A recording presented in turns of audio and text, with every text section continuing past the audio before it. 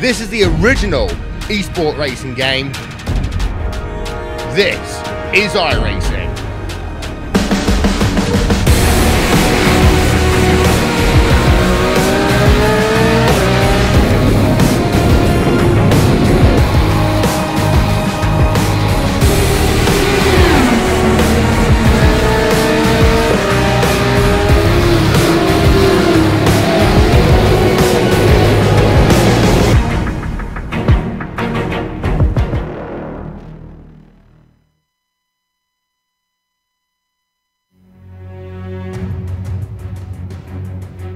A four-race winning streak opened up the season with Michel Dudignon looking unbeatable.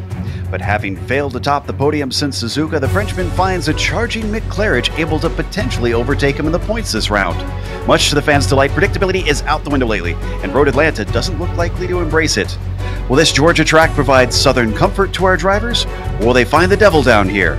We'll find out soon as we get ready to watch Round 8 of the Lotus 49 Grand Prix Legends Series, and you'll see it all live here on the Global Sim Racing channel and the iRacing Esports Network. Hi, I'm Joe Peak, and with me in the booth is Johan Vandenbelt. Behind the scenes is our director, Sean Crackers Ambrose, and he's using cameras provided by Ducky Beard. Johan, I expect this track will throw a few drivers for a loop with all the elevation changes around here. Yeah, absolutely, Joe. Every lap you drive here at Road Atlanta, you climb and descend around 80 meters or 260 feet.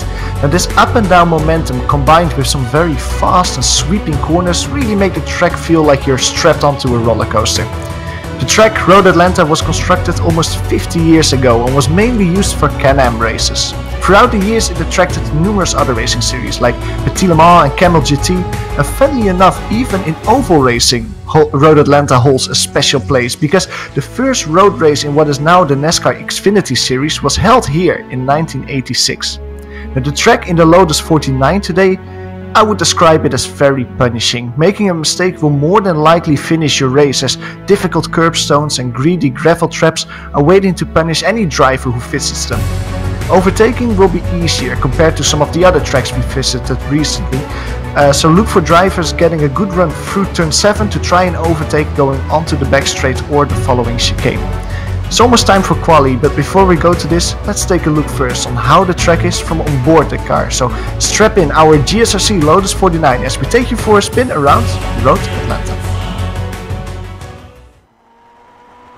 Alright, we've got Billy Bob Wright in the GSRC Lotus 49, so let's do a lap around Road Atlanta. Coming down to turn 1, unlike most first corners, you probably won't see many passes into here. Not only is it fast, but the car can get unsteady easily and snap oversteer into the barrier.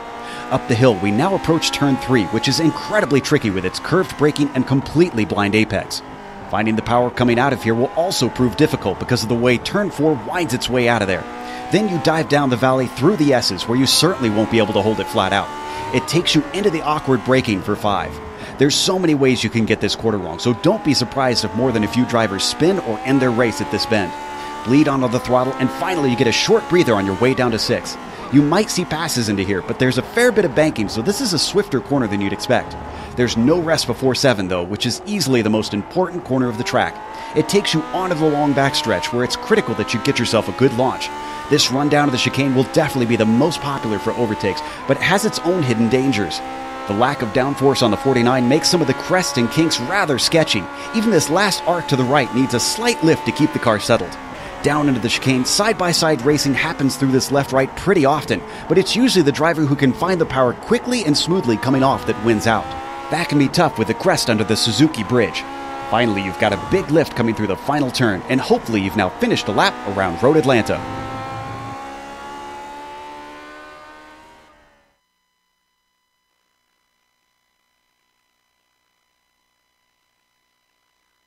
Here you see a lap around Road Atlanta, up and down the hills.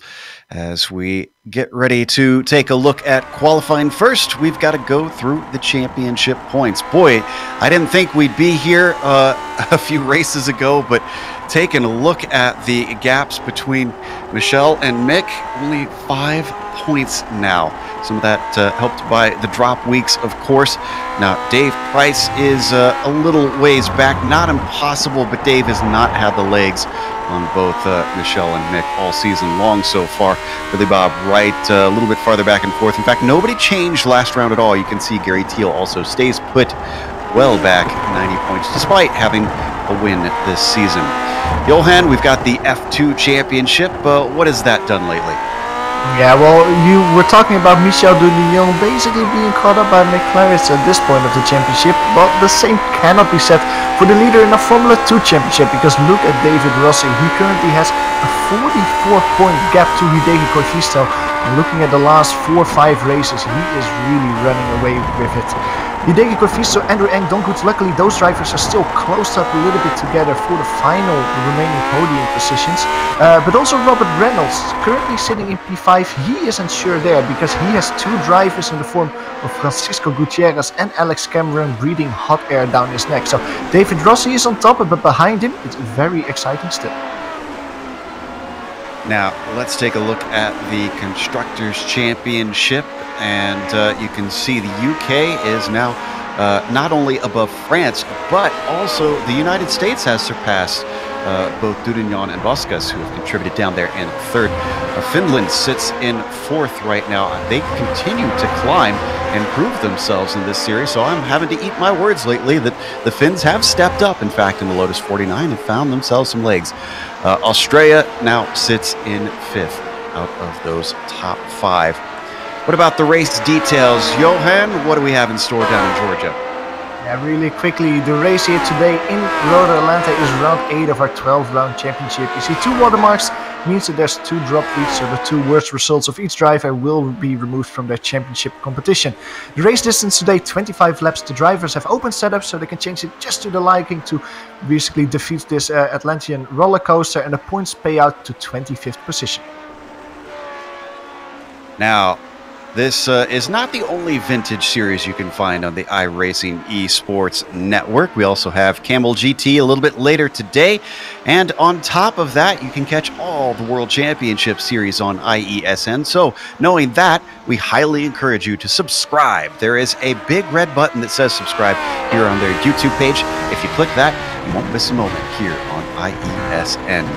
Qualifying is underway, as we mentioned, and right now at the top of the sheets, it is Michel Dudignon, but it's not Mick on the front row with him. It's Ove Trangrade finding his way back up to the top, and it is less than a 10th between those first 2, and I think they both completed their laps, so they are not going to do any better than that. Trying to see who else is actually left to qualify. A very short lap round here, Johan, and I think nobody in the top 10 right now. Well, Marco Kika here, we have him on screen at the moment. Marco is currently sitting P7. He is currently coming through the final part of the track. Coming through the last corner now, swinging onto the start-finish straight. He had an 18.4 as his quickest lap time. This time around, I think he had an off-track because that lap wasn't counted. So the Finnish driver stays P7 for now. But very interesting, as you can see on top of the screen as we go on board with Roman Pavlovsky, is Michel Dudignon basically and McLaren is being split by Ove Trangrade. The Norwegian driver won 0.5 of a second in the second qualifying lap. And that really gave him the momentum, the opportunity that he needed to put himself on the front row. So really impressive lap from Ove Trangrade, who we haven't seen fighting for the top positions that much this season, but is looking very feisty indeed here at Road Atlanta. Seems like those 1Xs is a problem for a number of drivers. Mick Claridge didn't get his second lap in, and let's see, it looks like Rob Olenek had a 1X on both laps he's reporting. So this is going to be a fascinating one with a lot of drivers out of position potentially. We're watching Matt Wright currently as he sits in 13th, and that last lap for him, a 1:18.8, bumps him up to 9th. Yeah, very good lap time there from Matt Wright in the second lap time. But what you say, Rob Olenek, that is probably the biggest upset that we see so far in qualifying. He is, of course, one of the drivers that we saw battling so hard for podium position last time around in Donington. This race, however, he has to start from the back of the grid. Now, of course, this track, Road Atlanta, it's not the most difficult track to make a passing opportunity, but still it is not easy in this Lotus 49 to see Rob Olenek having to battle his way through the whole grid. That's going to be certainly the driver to watch today. Absolutely. Juan Lopez comes across. That's his first timed lap, and I don't think he'll have enough time to get the second one in. And that puts him last of the cars to get a lap in. Stefan Lemaire has both of his in, so he's basically just warming up at this point. And I think that is everybody out on track, actually, that's able to get a lap in. Double checking. Gary Anderson, currently, he's driving a P20. He's blinking a little bit, so it might be that if we look at him, he blinks away slightly. He's coming over the start finish. He blinks away as he's going over the grass, though, in that little kink on the back straight. So that's not going to count. That's going to count as an off track, so he will not get an opportunity to improve his starting position, which was currently P20. And he is indeed the last of the cars out there able to complete a lap with 16 seconds left. Everyone else has got their two in. Well, I think we're setting ourselves up for a fascinating race, as well as not only who can keep it on track, but who can climb through the field. Let's go through your starting order. Michel Dudignon puts it on the pole once again. Can he get this championship back on track? Ove Trangrade's going to try to stop him from second place. Mick Claridge is in P3. Then we've got Billy Bob Wright with an excellent qualifying starting fourth. Roman Pawlowski starts P5. Gary Teal starts from 6th with Marco Kika putting a great effort starting P7. Bruce Nelson starts from 8th, and then 9th will be Matt Wright. Tommy Unhola rounds out our top 10. Daniel Cedro is the first driver outside of it. He starts the race in P11. He's being flanked by Philip Urquhart. Scott Velez can be found in P13. Next to him is Grant Petullo. Hideko Kokisto P2 in the F2 category. He starts the race in P15 just in front of Andrew Ng. Stefan Lemaire, we saw him with the 121.0. He starts the race in 17th just in front of Andres Bruno. The last row in the top 20 is being filled by Brad Fenley and Gary Anderson. Juan Lopez is the last driver with a qualifying time. He starts the race in 21st position. And 3 drivers didn't manage to set a qualifying time. Those are Rob Olenek in P22, Dom Good and Robert Reynolds rounding out the field. See the cars starting to grid up now, just waiting for a last few to get out there. This is round 8 at Road Atlanta here in the Grand Prix Legends Series. It's been a while since these cars have raced at this track. We'll see how they can handle it today, especially some of the very difficult braking zones and the starting grid. Johan was pointing out they're going to have to deal with a curve, which is not easy in the low gears in this car, getting off the line. And hopefully we won't see anybody spin out because of it. As just waiting on Brad Fenley now to get out there on the grid. The last few seconds ticking down. I think he's going to be taking a start. Nope, he is going to take it out to the grid, it looks like. So the engines start to rev. The lights come up. Green flag is out here at Road Atlanta, and it looks like Billy Bob Wright has a horrible start back there and forth, already being overtaken by Roman Pawlowski, and they're looking at 3 wide down into turn 1. Looks like they're going to get it sorted out as everybody else streams in behind them, and turn 1 looks safe so far. Now they head to the tricky turn 3.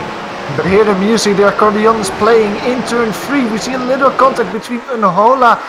Also further down back of the field, Stefan Lemaire got all out of shape, but none of the drivers actually spin around. Most of them keep it mostly in a straight line. No cars with damage as well as they go single file through turn 5. Oof, that could have been so much worse. Credit to all the drivers for keeping it together, especially with open wheel cars making contact. But already they're hitting the backstretch out of turn 7. This is that critical corner that Johan mentioned.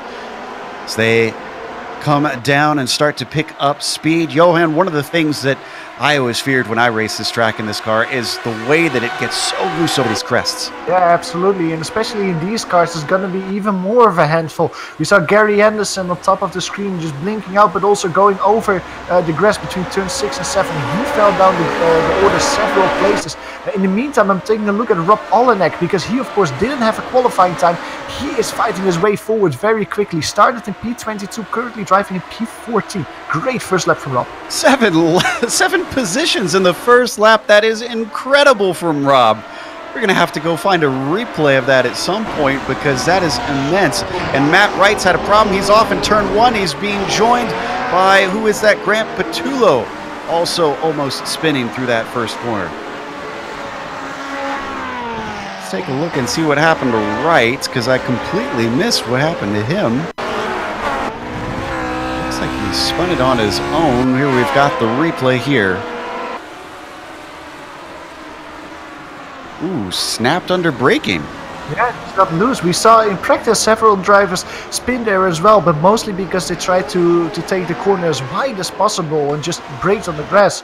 Matt Wright, however, just looked it around by braking it on his own. However, up front, it's still Michel de Jong leading in front of McLaren. McLaren is having a good run, however, out of over the back straight. He's getting very close to the chicane, but cannot put it side by side, sliding through it now. Ooh, the Brit is looking very feisty, but as well over track rate, Joe. I don't remember over track rate being this involved in the battle between Michel de Jong and McLaren in the last few races. He is looking really good indeed, as well as Roman Pawlowski, who's being followed by Billy Bob Wright, and then slowly a gap is starting to form with Gary Thiel in P6, who cannot follow the speed that the top 5 is currently showing.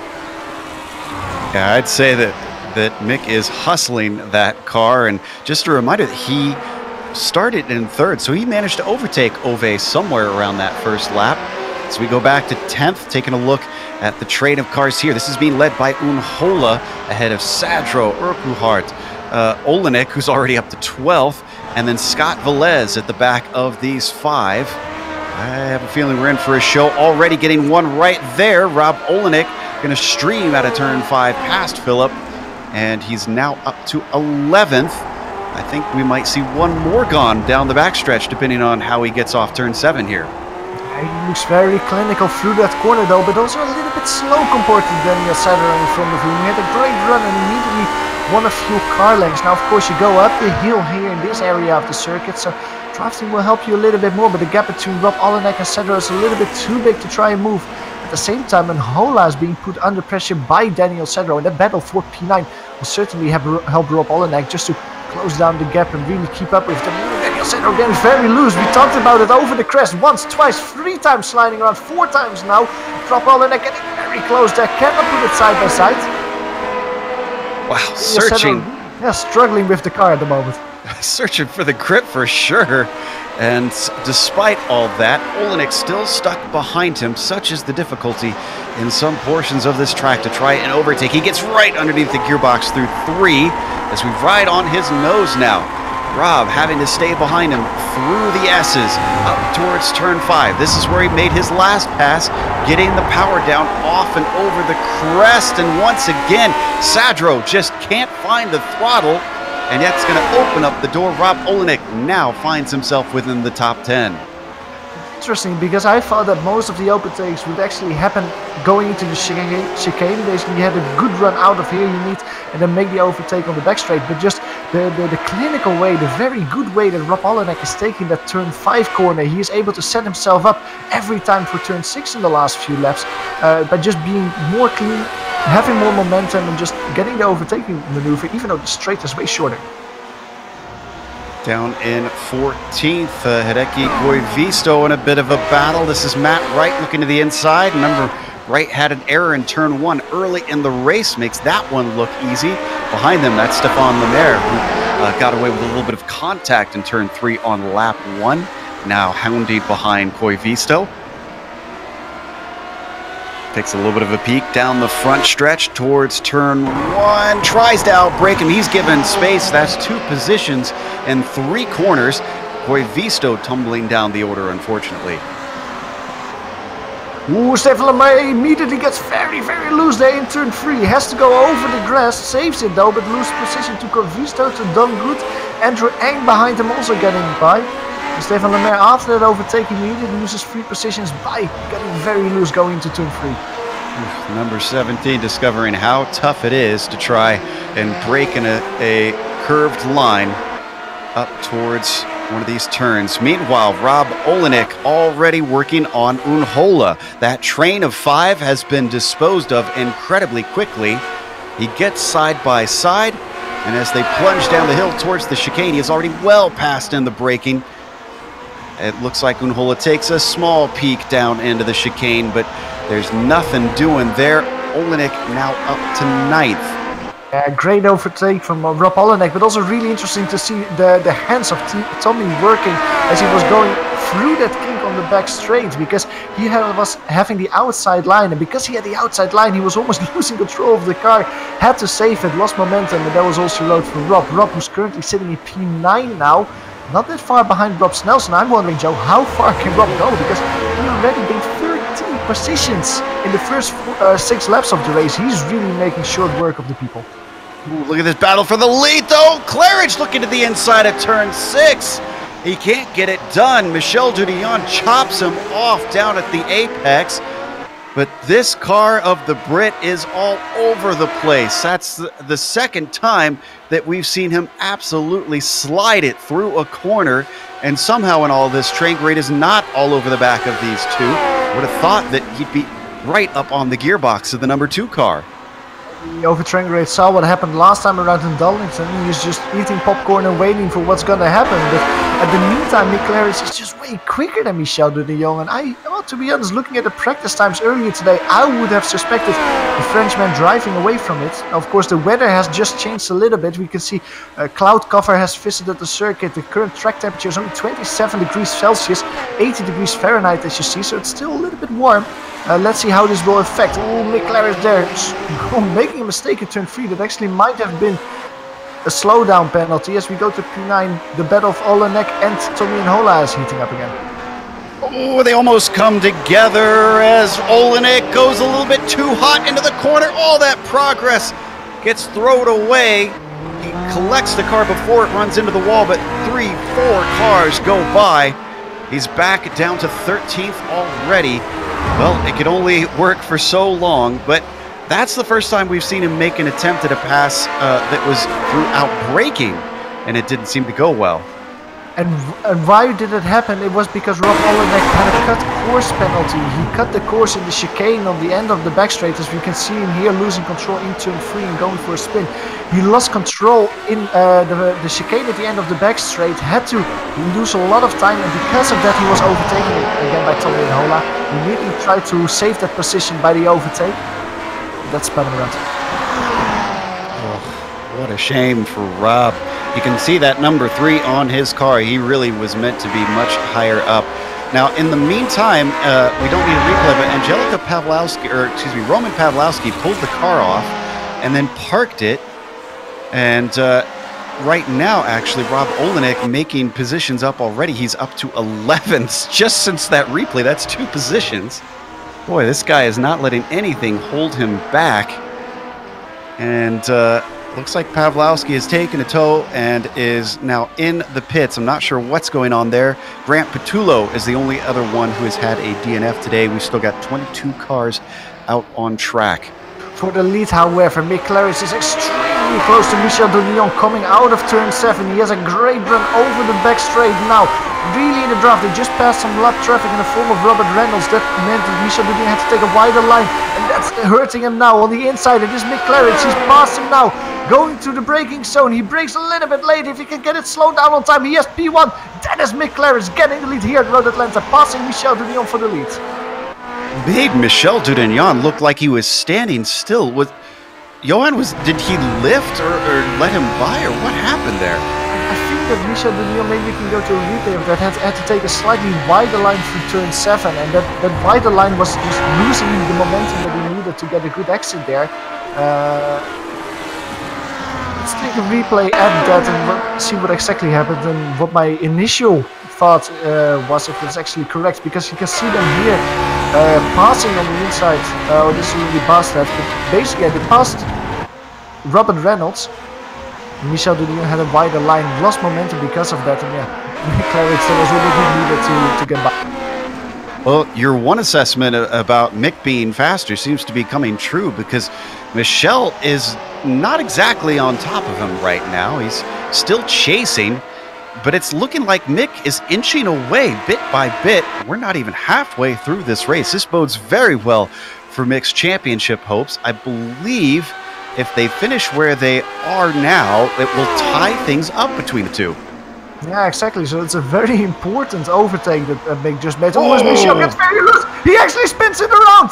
The Frenchman can avoid the wall, but this will cost him several positions as he has to back up to get it going again. Where's the rest of the field? Is Billy Bob Wright getting by him? Sure.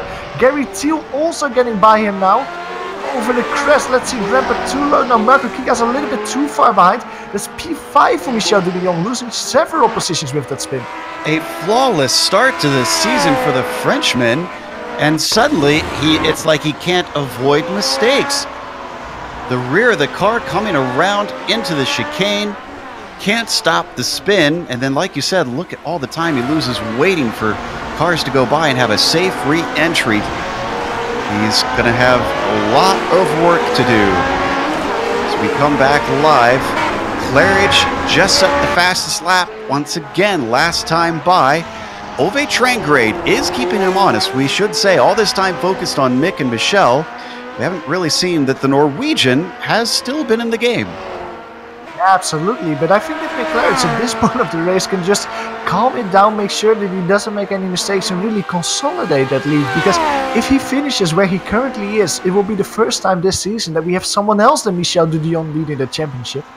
McLaren is getting that position. Now in the meantime, there's a battle heating up for P8. Tommy and Hola and Scott Velez coming out of turn 7 now over the backstretch. You can see Scott Velez, the Canadian, setting himself up for an overtake. On the inside, Tommy is on the outside. Last time around with Scott Velez hitting the grass there, got a little bit loose and that hurt him. He had the inside line, but he slightly touched the grass on the inside and that cost him the momentum. Rob Olenek behind him is having a sniff there, side by side, over the crest here, over the hill, the highest point of the track, going towards the last corner. Rob Olenek is looking left and right to find a way past. Scott Velez getting really bogged down. Daniel Sadro free wide over the start-finish straight, almost going into turn 1. Rob just wants to get through this mess, and he's trying his hardest, but can't get the power down out of the inside of turn 1. It switches back into 3. He gets back in line.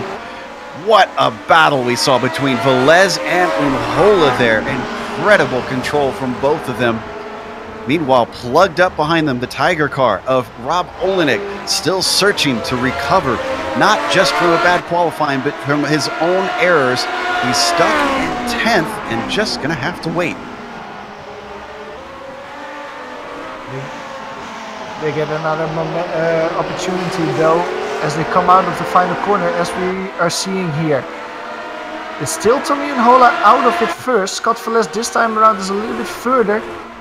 Daniel Sadro is losing a little bit of track position as well, but as they get towards the chicane, it's the draft is playing factor. Rob Olenek is gaining a lot, taking a look inside of Scott Velez. Scott Velez stays on the outside as Unhola is slightly defending. Scott Velez stays on the outside, and that's a position gained again for Rob Olenek. He will now try to put more pressure on the thing in front of him. Oof, Rob Olenek threw out the anchor and somehow got that car rode up. But now Unhola has a mirror full of orange and black as they head through turn 1. This was the site of Olenek having problems and nearly losing the car up into turn 3, so he waits it out this time. But you can see how close that he's getting to the back of the Finn, plunging down through the valley of the S's. And he's been very good off of turn 5. Could he potentially make the overtake out of here? Tommy's a little bit too wise for that. Almost. No, he cannot save it. Rob Olenek flips his car there on the outside of turn 5, where we saw him being so good several times in the race. This time around, it's a little bit too much risk that he takes going over the crest here on the exit of turn 5. He's mentioned it before, car gets loose. He saves it once, he saves it twice, but the third tank slapper he cannot save, hard into the wall and flips it. Wow. That corner really needs a name of some sort. I've seen it take so many cars, and that is certainly one of the more spectacular ones over the years. We've come back to the battle for the lead. Trangrade and his purple machine has closed up on the back of Mick Claridge. And I'm a little bit surprised here. I thought that Ove wouldn't have this sort of pace unless Mick made a mistake that we missed somewhere, because he's chopped it down from a little over a second to now about half a second and is putting the pressure on.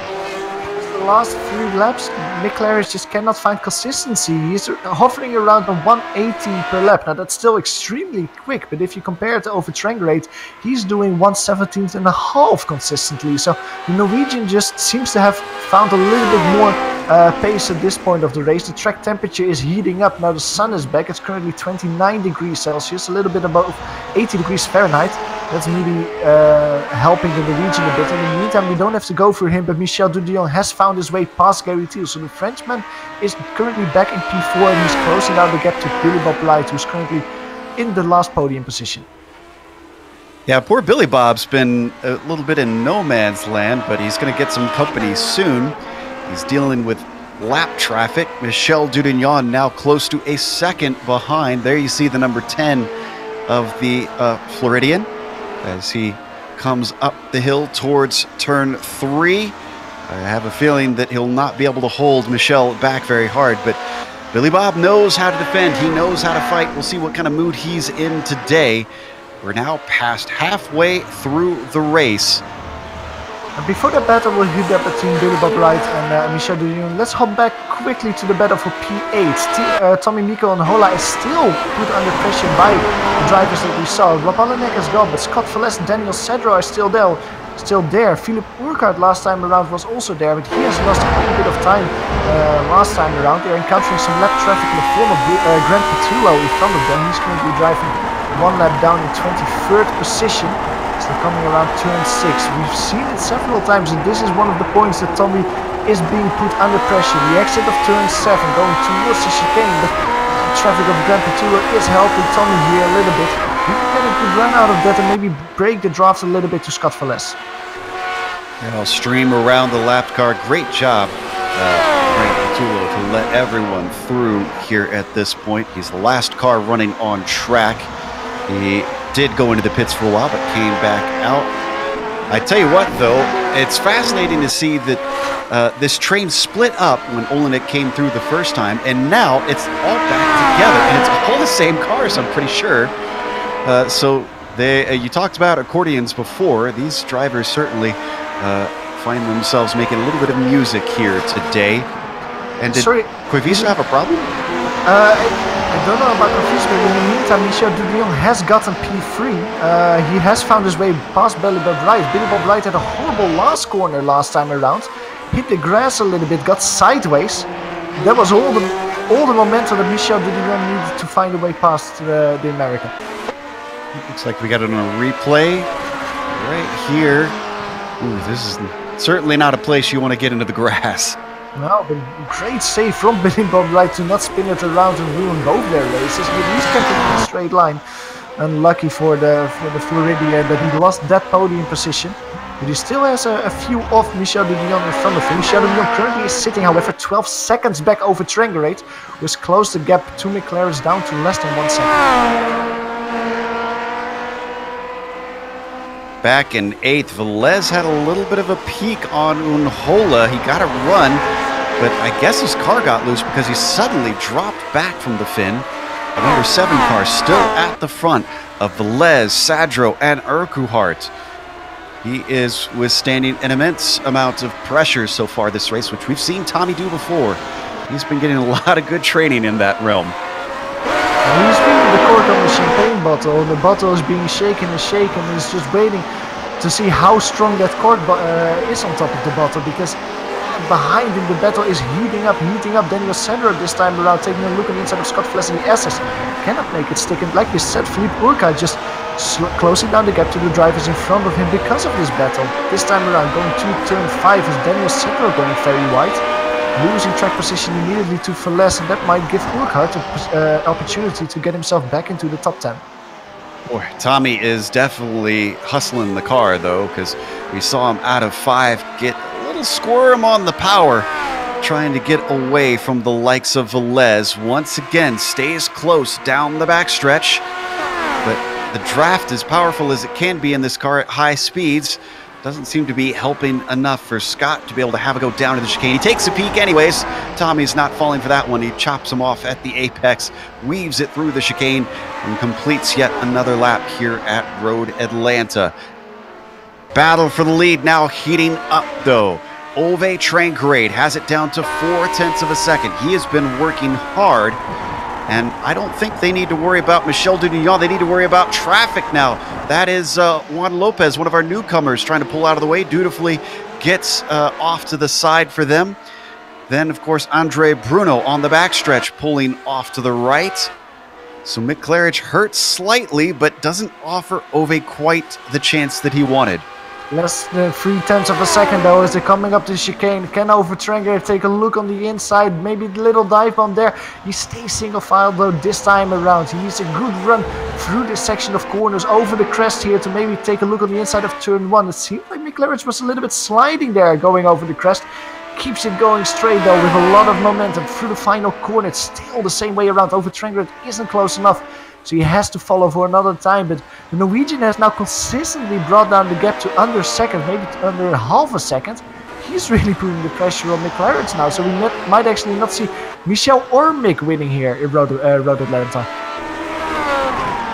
And we need to point out that there have been only 3 winners so far this season. Mick Claridge has won twice, Gary Thiel has won 1, and Michel has got 4 to his name so far here in 2019.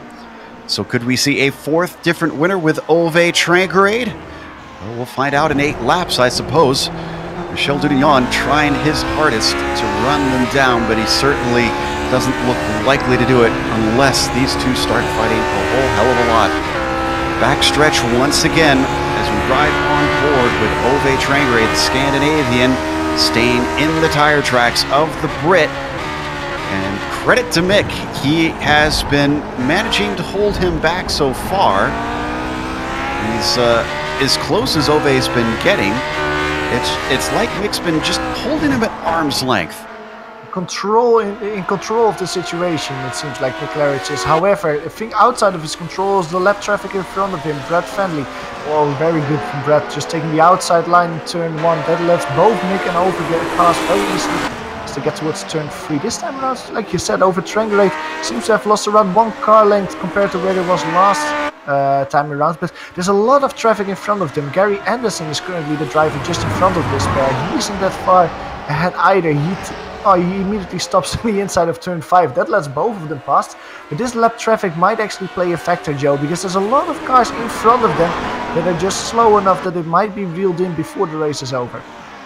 You know, we usually talk about mixed class racing around here and how much the traffic can be a problem. Well, it looks like despite it not being an incredibly huge field, it's enough cars that it has been wreaking havoc with this battle. So they split up for a little bit. So let's jump back down to 10th because we've got Daniel Sadro and Philip Urquhart, who seem to have lost touch with the likes of Unhola and Velez, and instead are working on a battle of their own. They come up through 6th. That is Urquhart, you can see behind in the green and yellow. And up ahead, that is Sadro. The interesting thing with Tommy is that he actually found a lot of speed, so not only is he looking back to try and keep Scott Velez and the rest of the competitors behind him. Scott Velez is getting a very good run now out of over the back straight, but he's going to the chicane once again, taking a little looking inside. And once again, Tommy doesn't get bothered by it. He just stays in front to cut him off. But Tommy has found speed and he's actually closing down the gap to Bruce Snelson in front of him. So I wouldn't be surprised if the Finnish driver actually takes a look for P7 and includes Bruce in the battle. When Scott dropped back, and did he cut the course or did he just spin his wheels? Let's find out. Up and over the crest. Woo-hoo! Oh, that was all sorts of sideways. Wow. Great job on him to collect that. Luckily for him, Daniel Sadro was a little bit too far behind to try and capitalize on that and get by him, so he can just consolidate that spin or half spin and just try to close down the gap towards Unhola again, who last time around gained around 1/10 of a second to Bruce Snelson. So that battle is heating up as well. Meanwhile, up front, Mick Claridge is still being reeled in by Ove Trangrade. The gap is roughly around where it was last time around. Going over start finish, it's a half a second between the two.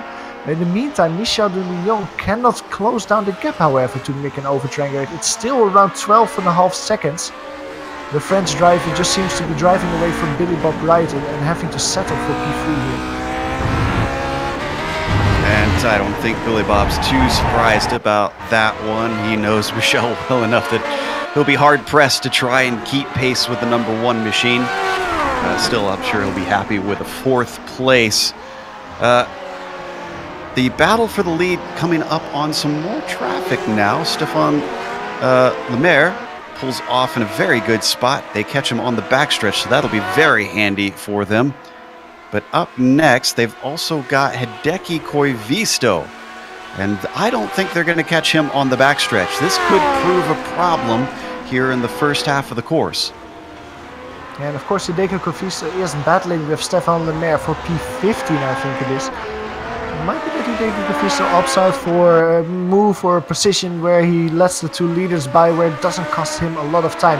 In the meantime, I was talking a few laps ago about Mick Claris driving around consistently, basically around the 18.0. He has really picked up the pace with lap times that are now consistently quicker than 1:17.5 seconds. Quite a bit quicker than Hideki Koivisto. So the British driver, he is putting down the hammer. He is being able to find more speed in this Lotus 49. In 8th position, it's awful close once again. And Tommy Unhol and Scott Velez find themselves fighting along with the likes of Bruce Nelson. They've run him down. This is effectively for 7th, and it's a 3-car fight. They cross the line to complete another lap. Those are ticking down, though, and running out of opportunities. We might see some aggressive moves here in the final stages.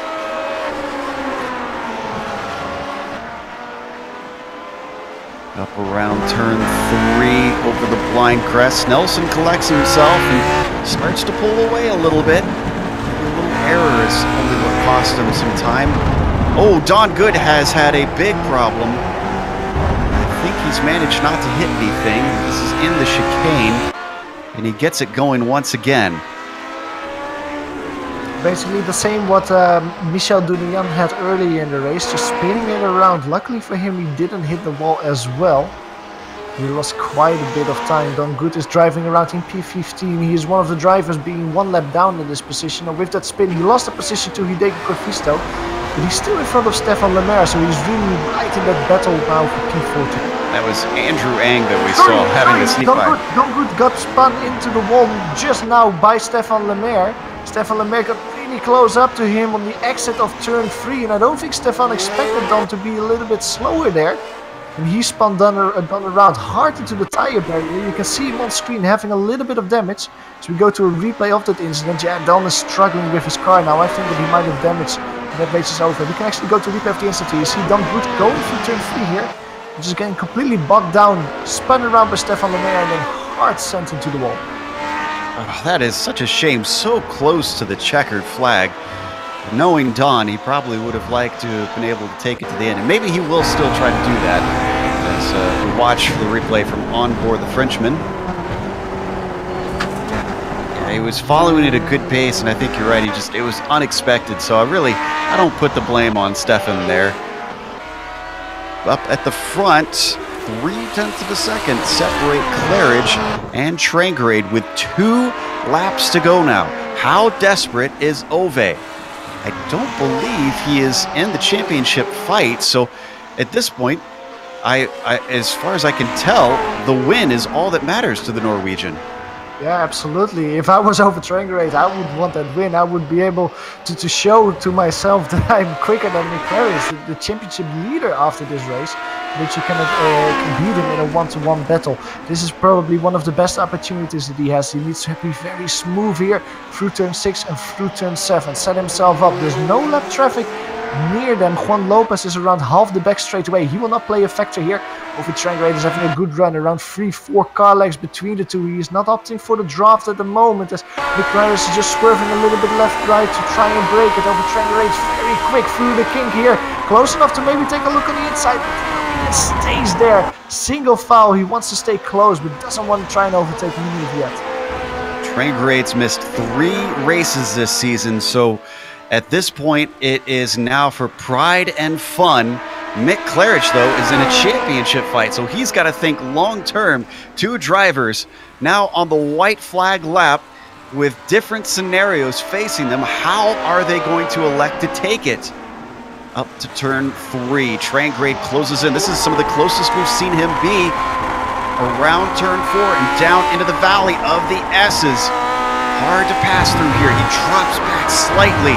He's got to set himself up potentially out of here. I don't think he's quite close enough. It'll have to be maybe out of turn 7, down the back stretch into the chicane. He stays in the tire tracks of the Brit. Through turn 6 now. He starts to gain slightly through that banked corner. Up and over the crest to turn 7. He is very, very close, but he doesn't get the run off the corner. Wheel spin hampers him.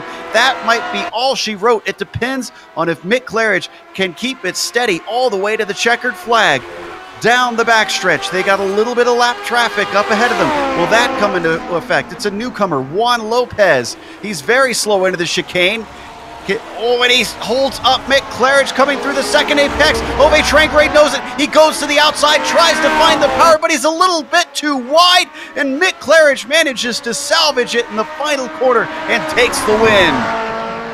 Wow, what a victory for Mick Claridge. And even Michel Dunion will come home in P3, well away from Billy Bob Bright, so he will be the final person on the podium position. In the meantime, let's go to P8 at the moment. The battle between Tommy, Scott, Bruce, Daniel Sedler, Philip Urquhart. It has broken down a little bit. Scott Velez is now leading the battle, but Bruce Nelson is closest to Daniel Sedro.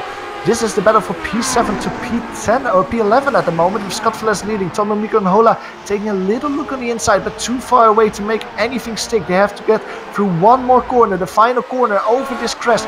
This Scott Velez finding his way past his rivals and finishing in front of them. P7 for Scott Velez. Tommy finishes 8th. Bruce Nelson gets overtaken twice. He finishes in front of Daniel Sedlo, however, and Philip Urquhart rounds out that battle.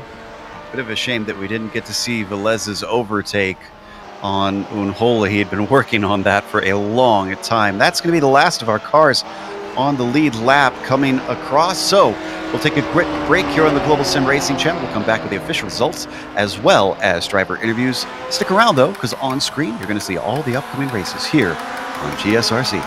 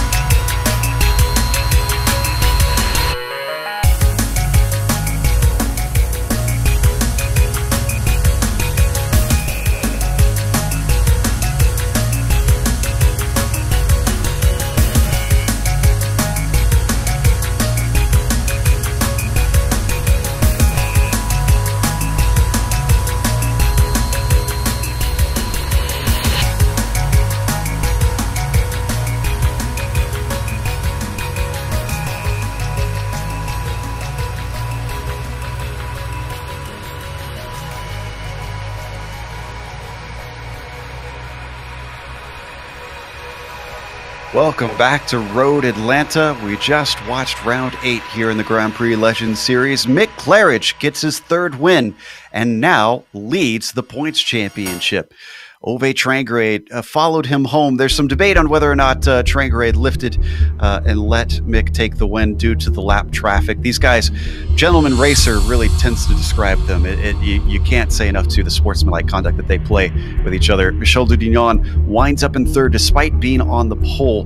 Billy Bob Wright with a quiet 4th, and Gary Teal gets a top 5 out there. Marco Kika finds himself in 6th with Scott Velez climbing from 13th to 7th. Tommy Unhola manages to get 8th place with Bruce Snelson, falling back to 9th, and Daniel Sadro rounds out our top 10. The 11 goes to Philip Urquhart, and he finishes just in front of the last driver on the lead lap, Matt Wright. Andrew Eng can be found in unlucky P13, but he gained 3 positions in this race, just in front of Hideki Koifisto. Stefan Lemaire, we saw him fighting several times on track. He comes home in P15, just in front of Brad Fenley. Grant Patulo is the first driver 2 laps down. He's found in P17, in front of Gary Anderson and Juan Lopez. Robert Reynolds closes out the top 20, and then we have a few drivers who didn't finish the race. Don Good got spun into a wall. He is classified 4 laps down in P21. Andres Bruno, we didn't see exactly what happened with him, but he comes home in P22. Rob Olenek, he looked like the hard charger today, had a great race and great battles going through the field. But unfortunately that he lost his car on the exit of turn 5, flipped it. He's only classified in P23. And the last driver that didn't finish the race, Roman Pawlowski, he finishes in P24. Real quick, we've got our winner ready to talk to, Mick Claridge. Mick, sure this will be good to hear, but we believe you are now the championship points leader due to that win. Oh, wow, I didn't know that, Joe. Yeah, did that look like a nice, quiet race up front to you guys? Not in the least. So first it was you and Michel, then a mistake from him handed it over, and suddenly you found Ove have a bit of pace behind you. Did you expect that the Norwegian would suddenly be all over you? Do you know what? Let me take you back to Thursday quickly. Ove wasn't that fast on the Thursday race, and then obviously we're all meeting up for practice sessions in the morning here, and all of a sudden Uwe's like half a tenth slower than me. Michel was half a tenth faster than me. It was that close in practice all the way through. Then we went to another session, and we all just sped up like by about 4 tenths in the same weather, and I couldn't work out what it was. So I was just so thrown off by it all. Anyway, I ran a softer tyre pressure setup for the race just because it seemed to work in the practice session before. And I was just thinking to myself, please just let me get some pace, after about lap 3. And that's exactly what happened. I was so pleased that it happened. I thought it's either going to go wrong and I'm not going to have any grip, or I'm going to start catching, and that's what happened. So, man, I'll tell you, that's I was on my limit from the first lap to the last one. Oh, we saw a few slides in there, so we could tell that you were pushing the car pretty hard. When was the last time that Road Atlanta was on the schedule? I was a bit surprised that I had to make a lap guide for this one. Has it been a while since we've been here? Yeah, it's been a long time, yeah. And I was going back and looking at the lap times, and they were down in the 16s. So I think that was when the car had load of grip, So it was, I don't know, it must be 3 years ago, something like that. I'm just guessing, but it's got to be something like that. Well, I think you guys should put it on the schedule more because it certainly gave us some good excitement. Sorry to be a little short, but we've got a lot of races to cover today. Congratulations on a win, sir. Cheers, Joe. See you next week. This is Mick Claridge, our winner. Up next, we've got 4th place, Billy Bob Wright. Johan's talking to him. Billy Bob, welcome to the booth. It almost seemed like you were having a very quiet race there until you were suddenly in P3 and a French driver showed up behind you.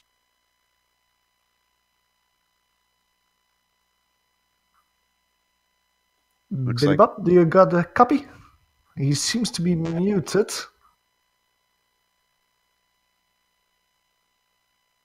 Seems like Billy Bob doesn't have a copy. Maybe we can speak to him later and speak in the meantime to Tommy and Holla. Oh, hey, there he is. Hey, Billy Bob.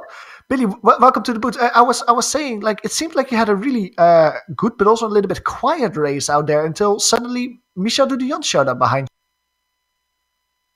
Well, I can assure you guys, number one, I didn't expect a quiet race. I thought Roman and Gary and I were going to have a battle royale. I had delusions that I might actually be able to stay with those guys at the very first part of the race and hang on with them. But Roman got a great start and made it really interesting. Unfortunately, he won a rookie mistake. But really cool place for me here. I love this track. My dad raced sports cars for about 15 years, and we went there a lot. So for me, I got a lot of motivation to be here, and it showed my lap times. Awesome. Well, you was for sure very quick. You say that you expected a battle with Roman Pawlowski and with Gary too. You must be happy to at least finish in front of both of them. Roman, of course, had some trouble because of which he retired in the race, but you beat Gary too on pace alone. Yeah, I just had a good week. I mean, I have to really have motivation to really put the effort in, and this place gives me a lot of motivation. So, like I said, it showed my lap times, and I was a little disappointed actually because I was looking forward to Rob and Gary and Roman and I really having a huge race because we've been racing each other hard all week. So, a little disappointed in that, but hey, I'm super excited about the fourth place. I think that's going to put me in good stead in the points again, and looking forward to the rest of the season so far. Absolutely. Well, congratulations, Billy Bob, with P4. And we hope to see you next week in Phillip Island. Thanks, guys. One of my favorite tracks. Looking forward to that. See you soon. Awesome. Well, it was Billy Bob Wright qualifying in P4, finishing in P4. Now, in the meantime, Joe, you have caught up with our P8 finisher, Tommy Mikael Unhola. Yep. Tommy, it looked like you had some good excitement all race long. Oh, obviously, you were fighting with Velez for much of the race, but were you aware of how many cars were stacked up behind him as well? Well, yeah, there was lots of action there, and it was great fun. I didn't really know how many cars there was, but a couple times when I saw them in mirror on a hill or something, there was a kind of few cars, so yeah, did I have a train going on there? You did have a bit of a truly train happening, but you held it off well all the way till the final laps. Tell us about the incident between Velez, Snelson, and you, because that seemed like that was the deal breaker.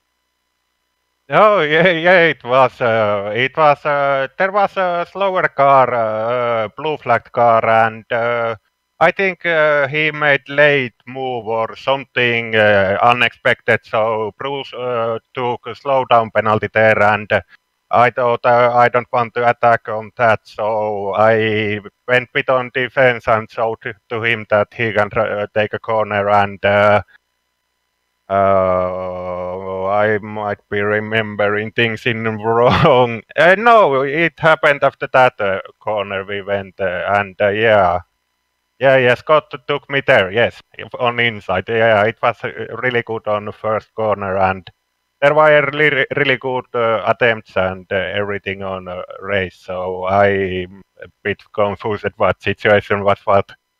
I kind of don't blame you with all that you had to deal with all race long. Phillip Island is up next. You managed to top 10 today. Is more on the cards down there?